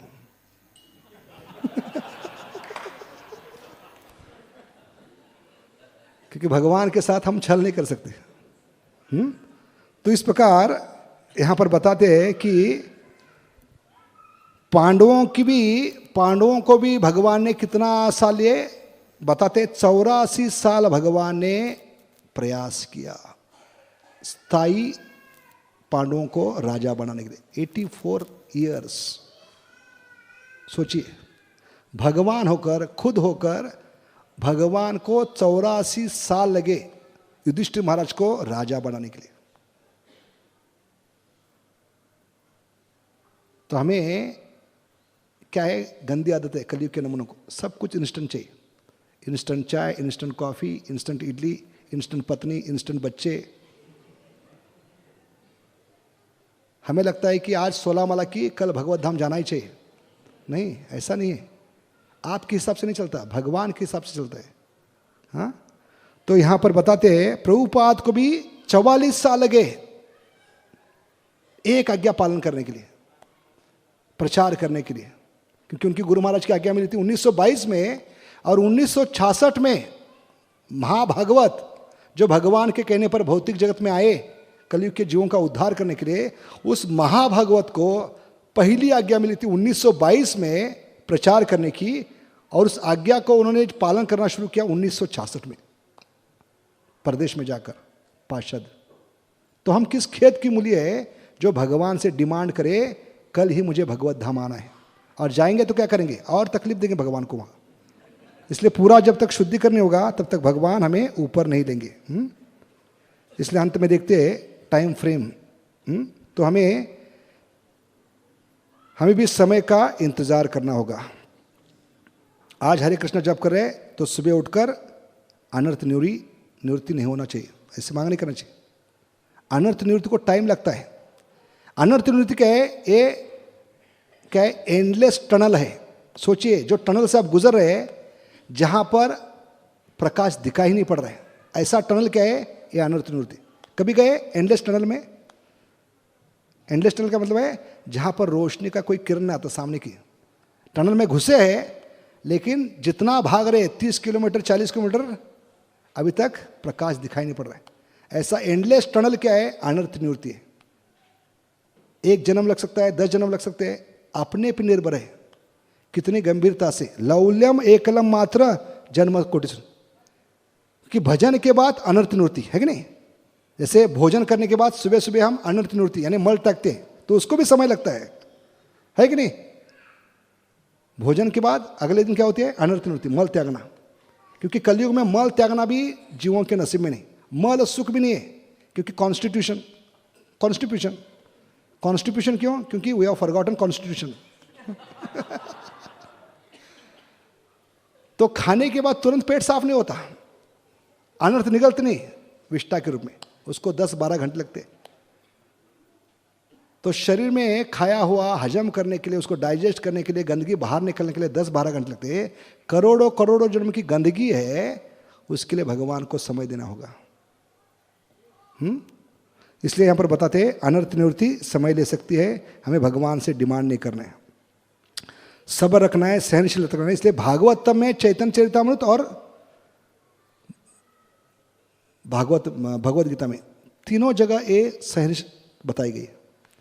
भगवत गीता में 2 अध्याय 14वां श्लोक, मात्रा स्पर्शास्तु कौन्तेय पहली आज्ञा, और भागवत में ब्रह्मा जी का साक्षात्कार, तत्तेन कुंपा सुष्मिक्ष मानो, और महाप्रभु की वाणी आज्ञा, तृणादपि सुनिचेना तरोरीव सहिष्णु। तो ये जब तक सहनशीलता नहीं सीखेंगे तब तक भगवान की कृपा नहीं होगी। क्योंकि भक्त का लक्षण क्या है, आशाबद्ध। Hope against hope is Krishna consciousness. जैसे मुकुंदा का उदाहरण आता है, भले भगवान ने कहा 10,000 जन्म के बाद मेरी कृपा होगी, तो मुकुंदा नाचने लगे, आई विल सी, मैं देख पाऊंगा। तो भगवान ने बुला के पूछा, क्या देख पाओगे, क्या देखोगे? कम से कम ने वचन दिया है 10,000 जन्म के बाद मुझे आपका दर्शन होगा। तो मुझे पूरा विश्वास है आप जरूर मुझे दर्शन देंगे। तो इसको कहते हैं आशाबद्ध, होप अगेंस्ट होप। इसलिए हमें सब्र रखना चाहिए, सहनशीलता। क्योंकि सहनशीलता का फायदा क्या है, श्रद्धा मिलेगी, और श्रद्धा का फायदा क्या है, रक्षसी इति विश्वासो। तो एक कनेक्शन है, सहनशीलता सब्रता होगी तो श्रद्धा बढ़ेगी, श्रद्धा का फायदा क्या होगा, हमें पूरा विश्वास होगा, रक्षसी इति विश्वासो। इसलिए डॉक्टर के पास जाने के बाद तुरंत बीमारी ठीक होगी ऐसे डिमांड नहीं करना है। उसके लिए सहनशील 1 महीना लगेगा, 2 महीने लगेगा, साल लगेगा, लेकिन दवाई लेते रहना है। हरे कृष्ण कृष्ण कृष्ण हरे हरे, हरे राम राम। क्योंकि जितना भगवान के पास डिमांड करेंगे इतने समय में होना ही चाहिए, ऐसा होना चाहिए, मेरे हिसाब से होना चाहिए, तो हमारा सेवा भाव निकल जाएगा। इसलिए सेवा भाव नष्ट हो गया तो हम मृत्यु के समान हैं। इसलिए भगवान के पास डिमांड नहीं करना चाहिए, मांग नहीं करना चाहिए, तो सेवा भाव कहाँ होगा, जिससे कृष्ण की कृपा प्रसन्नता प्राप्त होगी। जैसे 10 महीने में भगवत धाम में ले चलो, लेके भी जाएंगे तो वहाँ प्रॉब्लम करेंगे। एक बार डिमांड करने की आदत पड़ गई तो भगवान कहेंगे यही खाना होगा, यही लाल ड्रेस पहनना होगा, इसी प्रकार डांस करना होगा, तो भगवान को नचा नहीं सकते हम। भगवान अभी के स्वराट है, तो हमें डिमांड नहीं करना चाहिए, मांग नहीं करना चाहिए। भक्ति में हमें सहनशील बनकर भगवान जब भी कृपा करेंगे उसकी राह दिखने, और जरूर करेंगे, क्योंकि 33 करोड़ देवताओं को त्यागने के बाद, स्वजनों को त्यागने के बाद, 84 लाख कई बार घूमने के बाद अंततः आप भगवान के चरण में आए तो भगवान आपको महात्मा समझते हैं। मनुष्यानाम सहस्त्रेषु, तो भगवान जरूर कृपा करेंगे। हमें सिर्फ सहनशीलता दिखानी है, डिमांड नहीं करना है कि मेरे हिसाब से होना चाहिए, हाँ इतने समय में होना चाहिए, नहीं। भगवान को आप बांध नहीं सकते। इसलिए सही प्रार्थना क्या है, आप हमें आपकी सेवा में बनाए रखिए, कितना भी समय लगे। इसलिए अंत में बताएंगे कि हमारी भावना क्या होनी चाहिए। हमारे जीवन में कितने भी दुख आए तो दुखों में हर आंसू कृतज्ञता में बहाना चाहिए। बहुत सुंदर वाक्य है। Let every tear be a tear of gratitude. भले दुखों में तकलीफ हो, आंसू आए, लेकिन आंसू क्यों बहाना चाहिए? कृतज्ञता भगवान को देते कि आपने हमें भक्तों का संग दिया, गुरु महाराज का आश्रय दिया, सत्संग दिया हमने अपने। हाँ, मैं इतना पापी हूँ, गुजरा हूँ, न गंदे नाले का कीड़ा हूँ, लेकिन आपने मुझे उठाकर भक्तों के संग में लाया। इस कृतज्ञता से हमें भगवान को धन्यवाद होते। हर दुख में आंसू बहाना चाहिए, लेकिन कौन से आंसू? कृतज्ञता के। हमें भगवान को दोष नहीं देना चाहिए। तो इस प्रकार भौतिक स्तर पे नहीं, आध्यात्मिक स्तर पे भगवान का आश्रय हमें प्राप्त हो रहा है, ये विश्वास रखना चाहिए। भले भौतिक स्तर पे कितनी भी समस्या आए, तकलीफ आए, प्रॉब्लम आए, संकट आए, बीमारी आए, लेकिन आध्यात्मिक स्तर पे भगवान हमारी रक्षा करे। जैसे रात को हम सोते हुए माँ ने किस प्रकार रक्षा किए, वो माँ बताएगी नहीं बच्चे को, क्योंकि बच्चा घबरा जाएगा।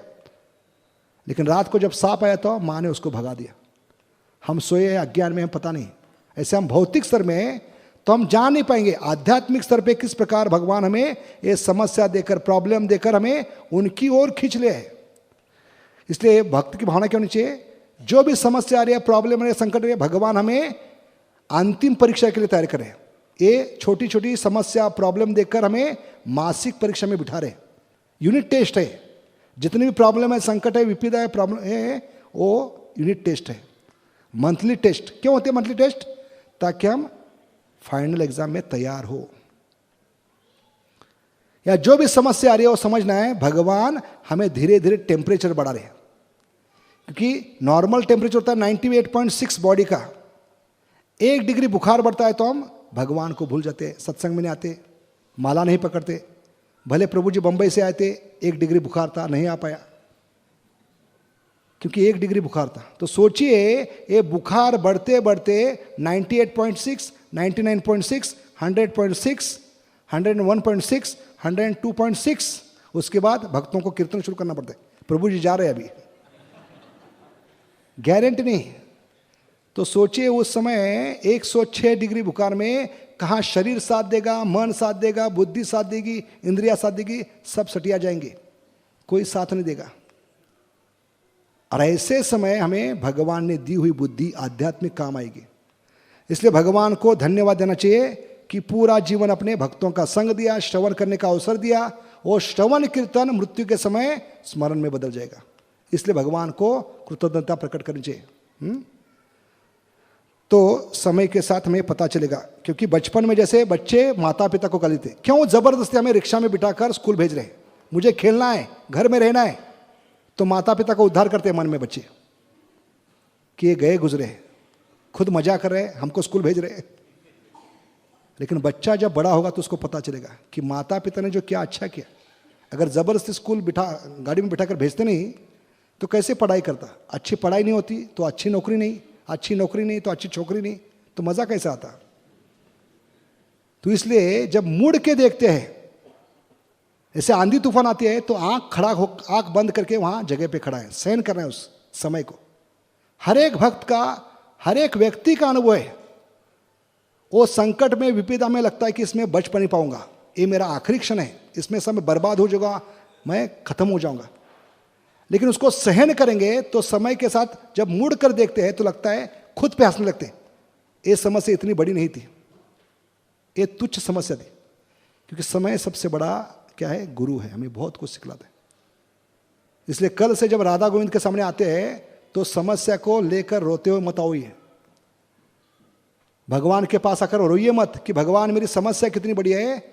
उल्टा भगवान के नाम पर विश्वास रखकर, भक्ति के विश्वास रखकर उस समस्या को बताओ, आपको मालूम है मेरे भगवान कितने बड़े हैं, तो समस्या अपने आप चुप हो जाएगी। तो ये श्रद्धा में मिलेगी भगवान की रक्षा की। इसलिए भगवान की अचिंत्य योजना सबके कल्याण के लिए होती है, और कैसे कल्याणकारी है ये समय के साथ ही हमें भगवान प्रकट करेंगे। तो हमें क्या करना है? जैसे आंधी तूफान में आंखें खोलकर खड़े नहीं होना है, आंखें खराब हो जाएगी, है कि नहीं? तो हमें आंखें बंद करके उस समय को गुजारना है, उस समय को सहन करके भक्ति में लगे रहना। और यही संदेश है गीता का, टॉलरेट एंड कंटिन्यू। मात्रा स्पर्शास्तु कौन्तेय शीतोष्ण सुख दुखदा आगमा पाइनो स्ताम तितिक्षस्व भारता। एक गोल्डन रूल है भक्ति का, TNC, tolerate and continue. Chanting Hare Krishna Krishna Krishna Hare Hare, Hare Ram Ram. क्योंकि भगवान कोई हमारे दुश्मन नहीं, परम पिता है। जो भी करेंगे अच्छा हो या बुरा, क्योंकि भगवान दोनों तरीके से परीक्षा लेते, या तो छीन कर या देकर। जैसे सुदामा को देकर परीक्षा ली और बलिमाला से छीन कर। ऐसे सरप्राइज टेस्ट के लिए हमें तैयार होना चाहिए, ये हमारी श्रद्धा होगी। और उसके लिए ये 7 प्रकार बताए कि भगवान किसी भी तरीके से परीक्षा ले सकते हैं। और उस परीक्षा में बड़ी खासियत क्या है? उस परीक्षा के पेपर के साथ आंसर शीट भी जोड़ते हैं। ये श्रद्धा होनी चाहिए, क्योंकि भगवान इतने कृपालु हैं। वो हमेशा चाहते हैं ये जीव जल्द से जल्द घर लौटे। हमसे ज़्यादा तीव्र भगवान है। इसका सबूत क्या है? परमात्मा सोए नहीं, लेटे नहीं, खड़े हैं, अंगुश मात्र ना। हमें मदद करने के लिए हमें भीम के समान मुड़ के देखना है, ये इंद्रिय भोग छोड़कर। जैसे पंछी जो फल खाने में लगाए, कर्मों का फल, पापों का फल, वो जब मुड़ कर देखता है तो परमात्मा स्टेशन शुरू हो जाता है, परमात्मा का मार्गदर्शन मिलता है, और तब जाकर हम इस भौतिक जगत से बाहर निकल सकते हैं। और जब भगवत धाम चले जाएंगे तो सोचेंगे ये कुछ नहीं था, in exchange of eternity this was nothing. तो बचे हुए 15-20 साल हमें इस श्रद्धा से भगवान की रक्षा पे विश्वास रखकर बिताएंगे तो क्या होगा? हमें शाश्वत जीवन मिलेगा। नहीं तो हमारा ये शेयर फुलिशनेस होगा, मूर्खता होगी। 15-20 साल के लिए हम कॉम्प्रोमाइज करेंगे, फिर से आएंगे, फिर से वही रोना धोना। इससे अच्छा है बचे हुए 15-20 साल बड़ी श्रद्धा से, बड़ी तीव्रता से भक्तों की सेवा, भगवान की सेवा करते हुए 15-20 साल में हमें भगवत धाम जाने का अवसर मिलेगा। Otherwise, we'll be compromising the eternity just for this 10-15 years. इसलिए आज हम यही प्रार्थना करेंगे राधा गोविंद भगवान के सामने कि हमें आपकी सेवा में जो भी बाधाएं आएगी, जो भी तकलीफ आएगी, जो भी संकट आएंगे, उनको सहन करने की और आपके भक्ति में लगे रहने की हमें ताकत दे, ताकि आपकी रक्षा हमें हमेशा उपलब्ध रहे। बहुत बहुत धन्यवाद। हरे कृष्णा। बोलो कृष्ण भगवान की, राधा गोविंद देव भगवान की, निताय गौर चंद्र की, सामवेद गौर भक्तवृंद की, निताय गौर प्रेमानंदी।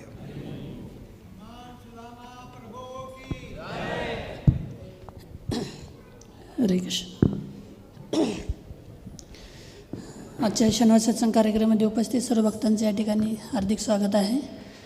आजचे प्रवचन करते श्रीमान सुदामा प्रभू यांनी अतिशय सुंदर पद्धतीनं भगवंत कशा प्रकारे भक्ताचं 7 प्रकारे संरक्षण करतात महाभारतानुसार अतिशय सुंदररित्या प्रभूजींनी सांगितलेलं आहे.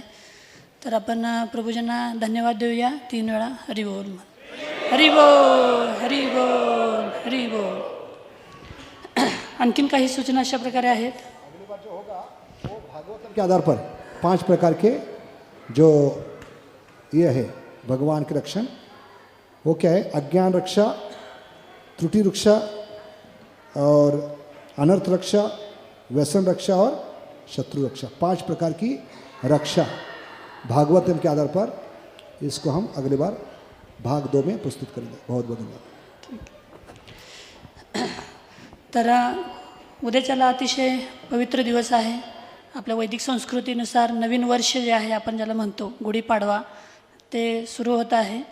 तर उद्याच्याला सकाळी सर्व भक्तांनी या ठिकाणी मंगल आरतीपासून आपल्या नवीन वर्षाची सुरुवात आपण करू शकता. सकाळी 4:30 वाजता आपण मंगल आरतीला या ठिकाणी येऊ शकता. आणि त्याचबरोबर या गुढीपाडव्याच्या शुभमुहूर्तावर आणि रामनवमीचा आता जे येणारच जवळच आलेले आहे, तर त्याच्या पार्श्वभूमीमध्ये आपण उद्यापासून श्री रामकथा या ठिकाणी आयोजित केलेली आहे. तर उद्याच्याला संध्याकाळी 7 वाजता आरती होऊन या ठिकाणी रामकथा असेल आणि उद्या श्रीमान गोपती प्रभू यांचं रामकथेवरती प्रवचन असेल.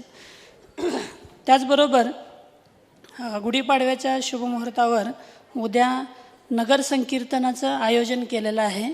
तर हे जे नगर संकीर्तन आहे बिजलीनगर या ठिकाणी जे गिरिराज गणपती मंदिर आहे